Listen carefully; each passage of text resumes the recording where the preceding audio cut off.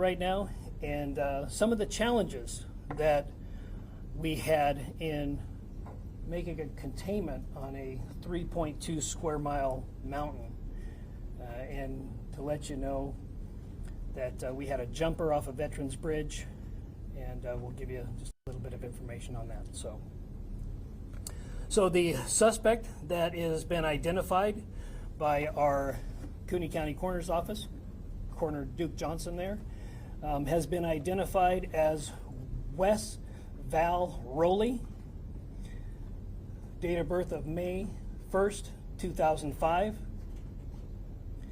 As of right now, and this is all very, very preliminary, we've had a lot of resources at the crime scene. We've been working through the night, so many of these facts are subject to change. We believe that Rowley has prior residence in California, Arizona, and Idaho. We believe he was born in California. The Cooney County Sheriff's Office and Coeur d'Alene Police Department, we've had 5 interactions with Rowley.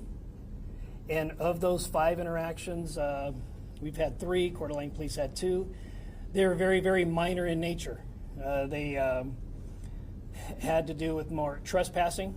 He was trespassing at a location. He was asked to leave and he cooperated. We had some welfare checks on Rowley, and very, very minor. We don't show any criminal history for Rowley.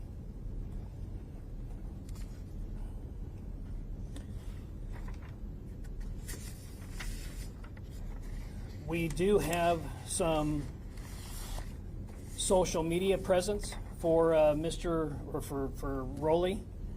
I find it disgusting to call him a Mr., but we don't have any much to go on. Here's some of his social media postings that were recently removed from social media. I believe this one was Instagram, and we have some copies of this that Lieutenant Mark Ellis will distribute. Where we're at with the crime scene. The crime scene is active. We still have the suspect's vehicle that is up down an embankment of the mountain. Deputies who responded on scene to protect life and engage the suspect thought it would be in their best interest to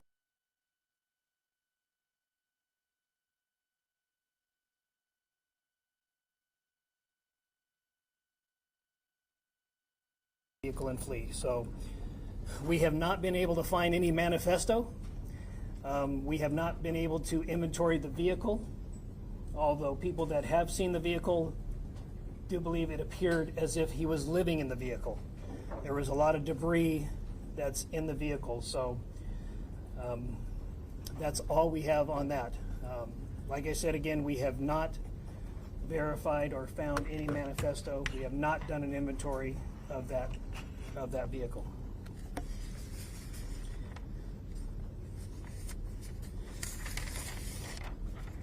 I'd like to give you an update on the fire that we believe Rowley started.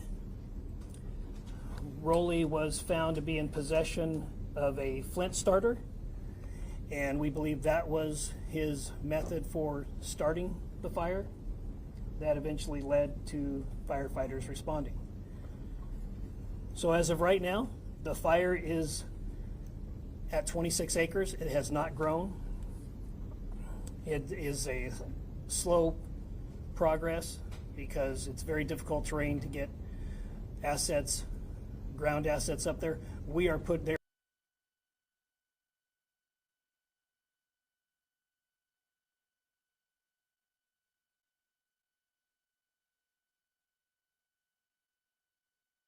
Line around it by dark tonight. There are no structures that are threatened.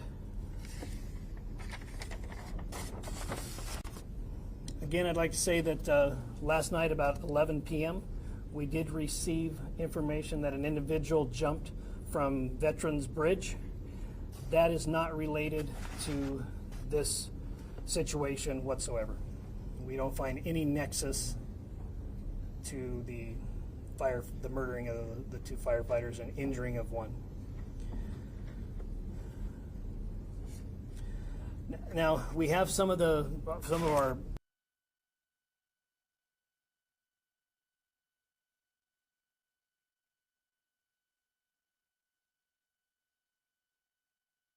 we had about 27 containment points on this mountain. And just to give you an idea, when you're setting up a containment in an urban setting, you might have 1, 2, 3, 4 blocks that you're setting up a containment on. But when you are setting up on a mountain, that just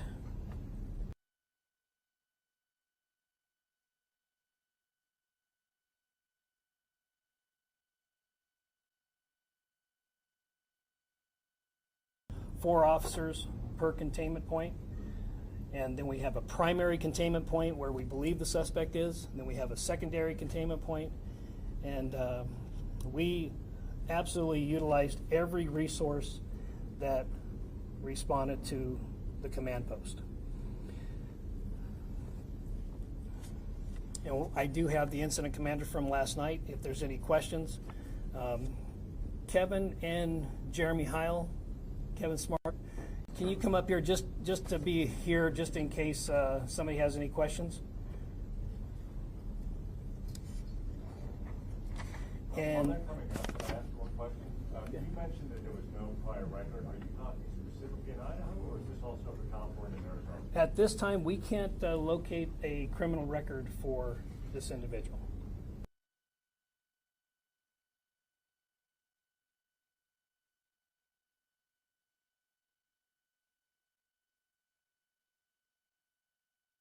Islamic Jihad, which is also being disseminated on social media. We don't find that there's a nexus to that either. Sure. Are you taking questions? Yes, we're going to take questions. Alex with the spokesman interview. So are we clear, did the suspect die by suicide or was he shot by police? Do we know that yet? It appears that he shot himself. Yes. Do you know if he was stockpiling weapons up there or why he was on the mountain specifically? One gun, multiple guns? We have information that he at one time wanted to be a firefighter. So we don't know if there's a nexus to that desire and what happened yesterday, but there is information that we've received that he at one time wanted to be a firefighter. So we're still processing the scene.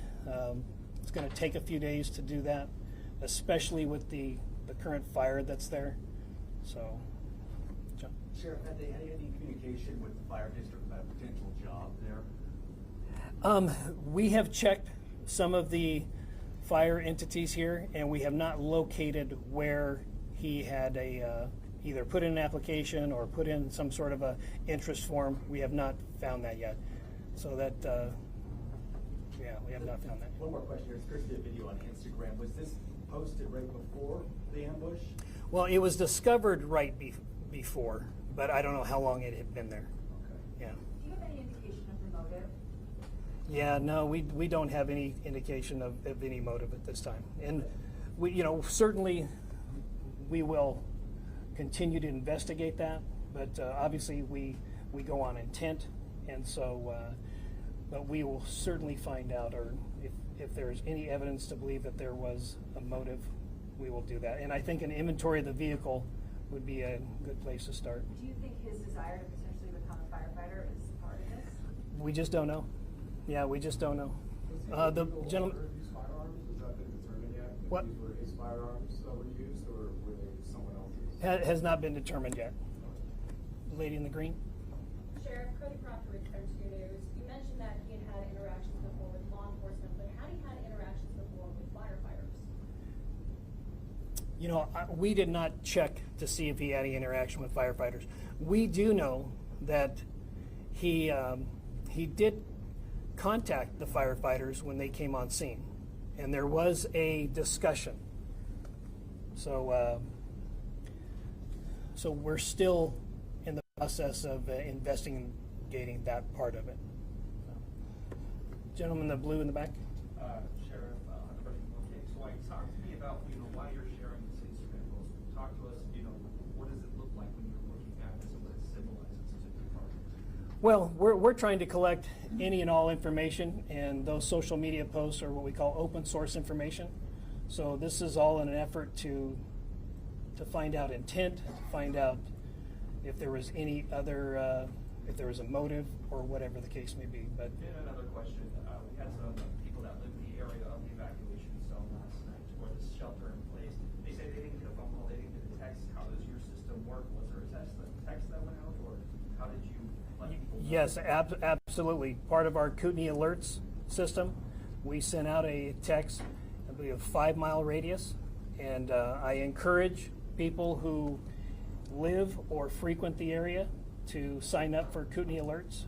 So that's an opt-in service? well, yes, yep. The gentleman in the blue. Sheriff, the welfare checks that you guys initiated, Yep. were they given by a relative, a parent calling you to check on him, or are they concerned about his mental health? No, it was generally a reporting party who called and saw a vehicle that was either parked near their property or on their property. One was a restaurant where he appeared to be residing at. He was asked to leave and he complied. So none of them that we have at this time were called in from a relative. They were called in from a property owner or passerby. The gentleman there in the...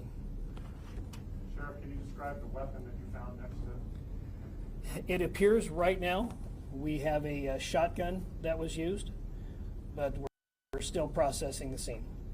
So obviously a shotgun is not a sniper weapon. Correct. Do you know what kind of weapon that was? Well, we're still processing the scene, but let me kind of set the scene for everybody. When you're in a rural area and you're heavily treed, heavily brushed, and when you're taking fire, then it just adds a whole different dynamic to the situation. So what was reported by people on scene, by peace officers on scene, that they believed that they were taking sniper fire, yes. And that's where that is. Lady in the black. Hi, was he a suspect before you found him, or did you not identify him until after finding his remains? Can you give me that first part again? Was he a suspect prior to finding his body, or were you not sure who he was until after you found his remains? Well, we had information that we had an idea who that person might be, but we always defer to the coroner's office to make sure that we have a positive identification on the individual. People borrow people's car, people use people's phones. Yeah, so we always want to make sure that we have a positive identification before we make any type of release. So this lady in the... Are you able to identify yet if Wes was the person who called 911, who made the initial 911 call? Still under investigation. If that is the case, he did not use his real name. So, but it certainly will be part of the investigation. But we had an individual called, a male, and he did not use the suspect's name. So. And one more clarification, because I think I misunderstood. Did you say there was an interaction with first responders There was an interaction with the firefighters. when they first arrived on the scene? Correct. What was that about? It had something to do with his vehicle being parked where it was. So, yeah. The gentleman in the blue in the back. Sheriff, can you tell us what type of bullets then were used in the attack on the three firefighters? Obviously, you didn't tell me they were shotgun. Right. Well, we know that rifled slugs were used, and a rifled slug is a pretty big projectile. Anybody know off the top of their head how many grains a rifled slug is? Full gauge is 1 ounce. Yeah. So generally going to be a 1 ounce piece of metal. but we also have some fragmentation of something. So it's still early on. You know, we have some smaller projectiles, and we don't know if that was a fragmentation of one of the rifled slugs or another weapon.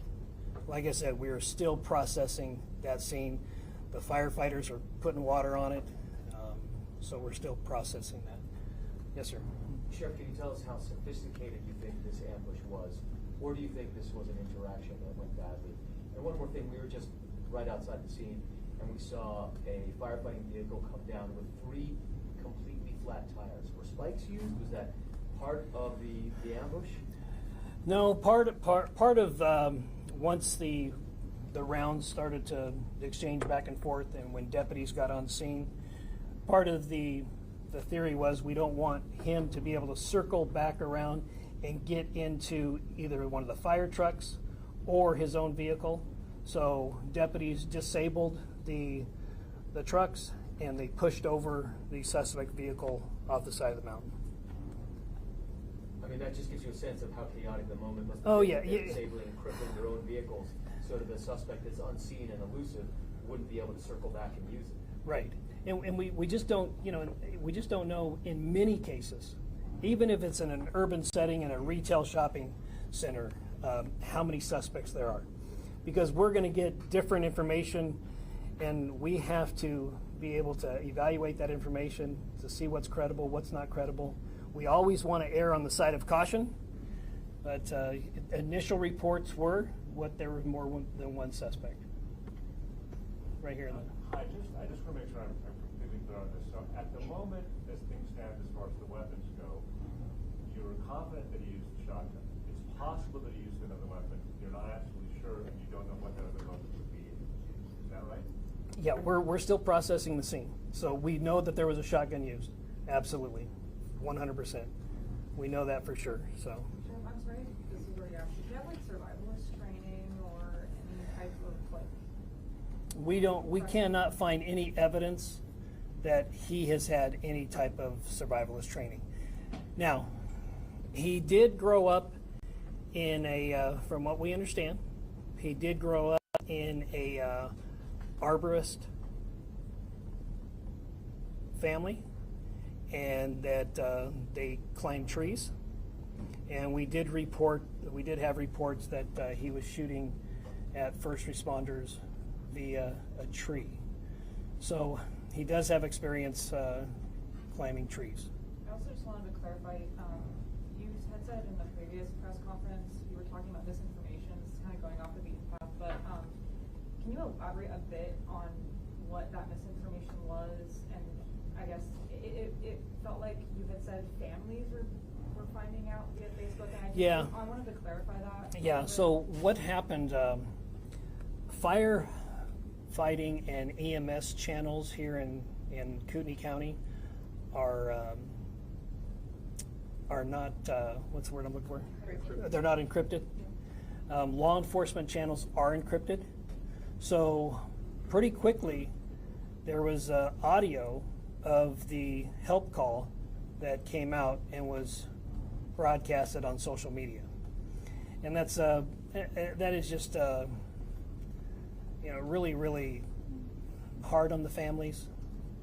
Had they heard that, and I don't know if they did or didn't, but had they heard that, they would be able to identify their voice of their loved one, and just make a chaotic situation more chaotic. So that's one of the. I just want to be clear, none of the families were notified through social media. They were.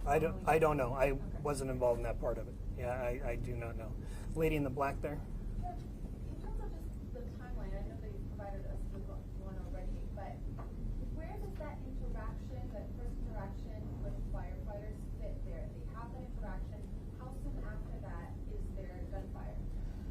There was an interaction. So they arrived on scene. The initial call was about approximately 1:20. They arrived on scene. I'm going to guesstimate, but I would say probably about 13:50 or about 10 minutes until 2 o'clock. Somebody checks, when we were doing welfare checks, what were those interactions like? Was the suspect just acting normal? Was there anything off about him at all during any of those interactions? Was there anything that stuck out for those? Yeah, you know, he cooperated on each one. He was told that, hey, the owner is asking you to leave. He left. There's certain criteria that we have to meet to be able to engage in somebody's well-being, and he did not meet those requirements at the time. So, yeah. Jeremy?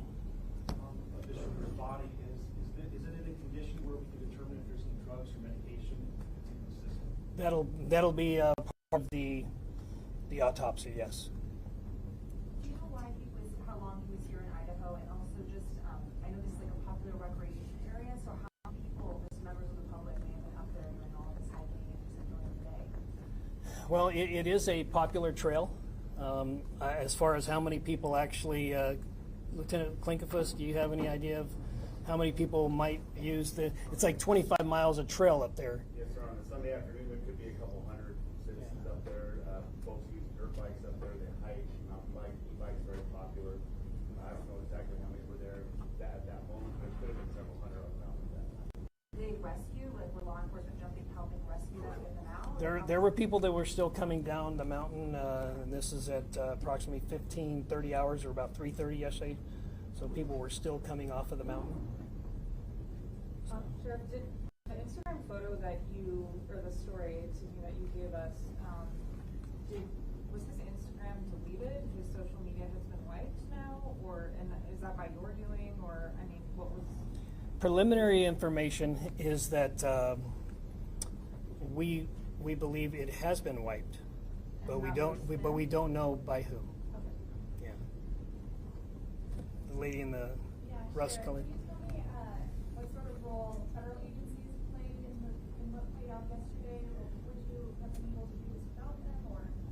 Yeah, they were very, very helpful in providing assets, providing ground assets, and providing aerial assets.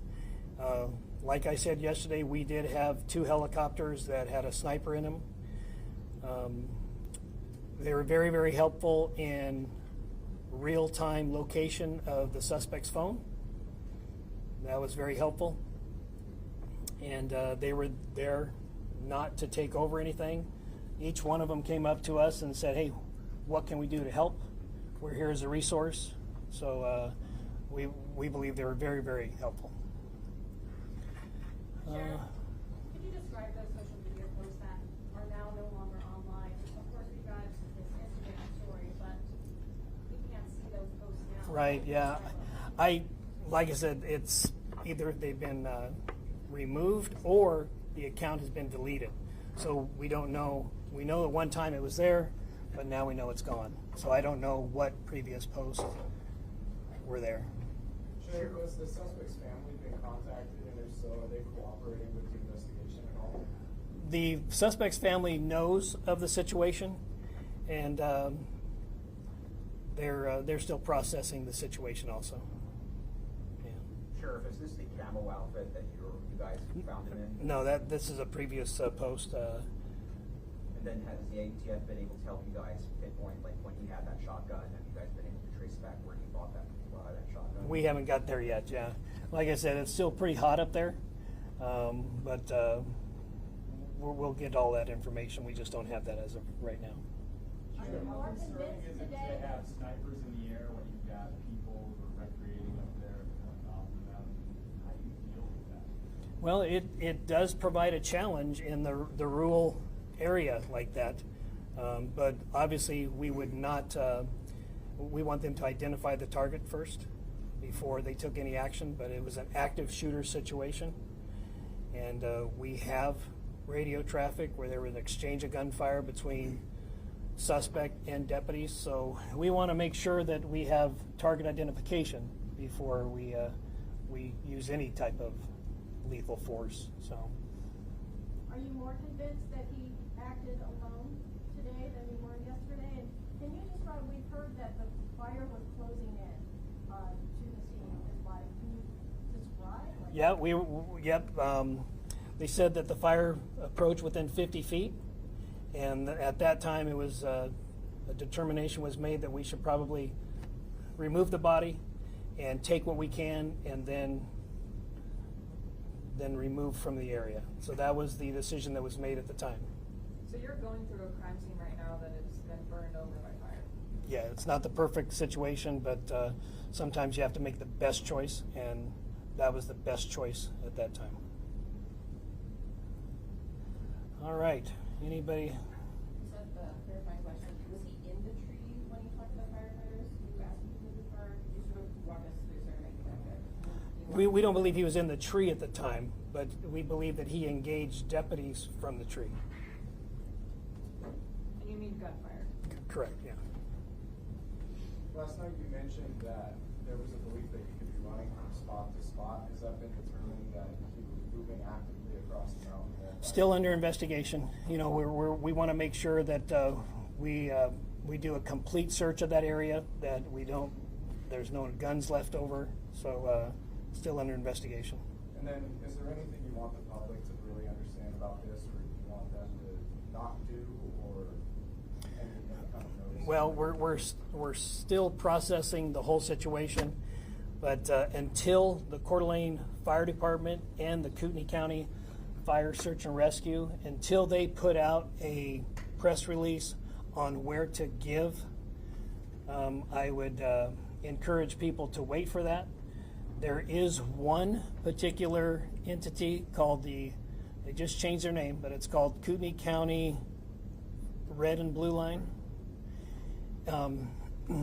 I know them for a fact. I know that the board of directors do not take any money from them whatsoever, but I can anticipate we'll probably have people that are going to take advantage of this situation and try to scam people out of money for it. So I would encourage people to wait until there's an official press release from both of those entities on where to give.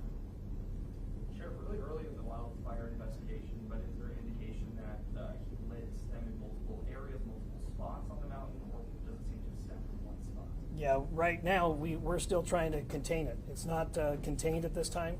So until we can get it contained and get some investigators up there, then we just don't know at this time. Sheriff, are there 300 people that reports 300 law enforcement involvement? Yep. Is this a war zone up there? How many shots were fired?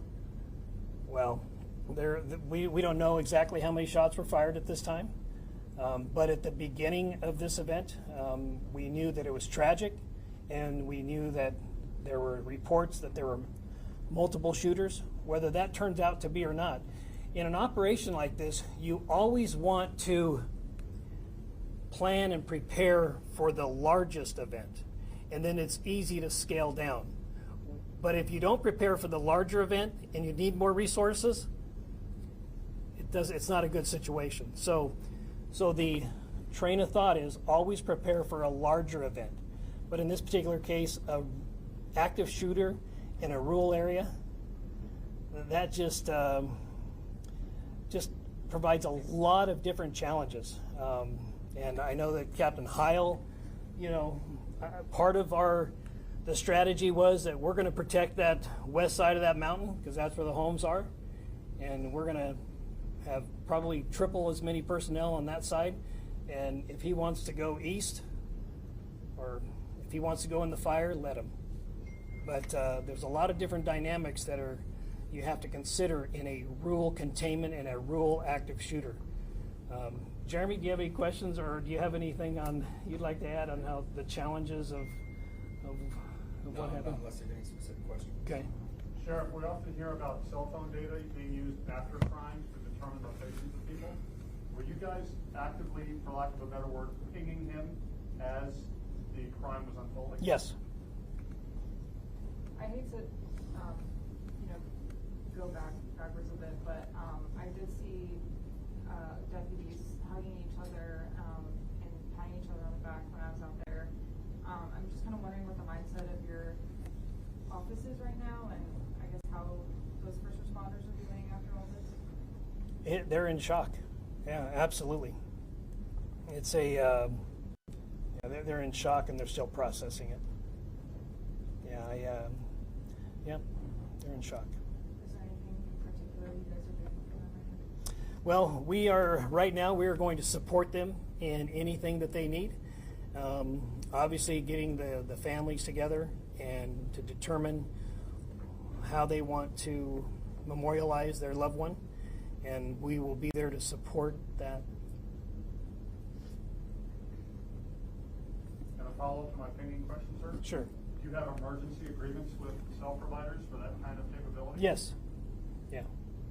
And what do you do to enact that? You just make a call and say, we got to do this, and off we go? There are certain conditions and requirements that need to be met, but this was certainly one of those cases. Yeah. How effective were the drone units during this whole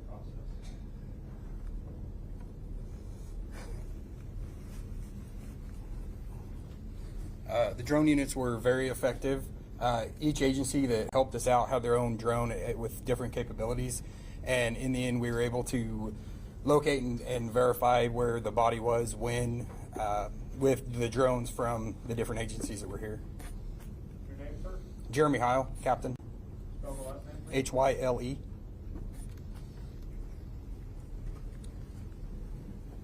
All right. We'll take two more questions. Sheriff, I may have missed it earlier, but what exactly was his connection to Florida Lane? We just don't know. We don't know. We know that he was a transient here. We knew that he lived here for the better part of 2024. But as far as when he got here, why he was here, why he chose this place, I don't know. He has relatives in the Priest River area, but I don't know why he chose that. We don't find any nexus to anything else. Maybe we'll find more once we do an inventory of the vehicle, but as of right now, we don't know. And then one more question. Are you able to confirm whether or not the firefighters who were shot were the ones who spoke with him, or are you able to? Yes. Yes. Yeah. Yes.